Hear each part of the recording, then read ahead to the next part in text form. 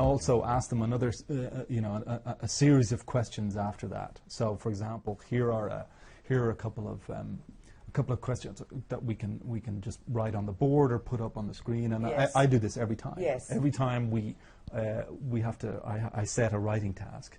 I put up these questions and more. So, for example, what genre are you being asked to write? Right. Yes. I mean, in Cambridge exams, for example, it's always very clear. Right, yeah, well. exactly. Yeah. But with other exams like the It's not. Selectividad, it's not necessarily, you know. No. And so the students have to pause and think about what kind of essay is it. Mm-hmm.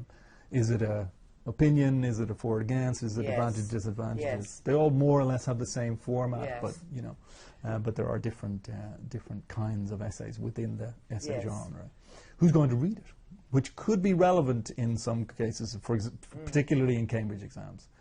You know, if you have to write an email to your friend David, then you are writing to your friend David, and you are assuming that your friend David is going to read the email. The article will be read by people who read articles on this website, etc. So, for Cambridge exams, for example, that aspect is very important. Very important. Who is going to read it? Because of course, if you ask your students that question, they'll just go for you, which yes. is true. But they have to keep in mind the reader as they're writing. Okay. So, what information are you expected to include, and that will come out of our initial task analysis. And then, if it's relevant, how many words are you expected to write? Yes.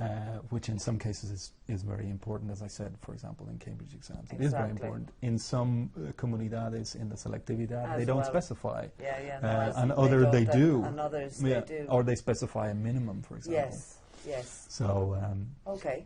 So take a moment, analyze the task, and then ask them to think about some key questions to do with why and who and what and where, etc., etc.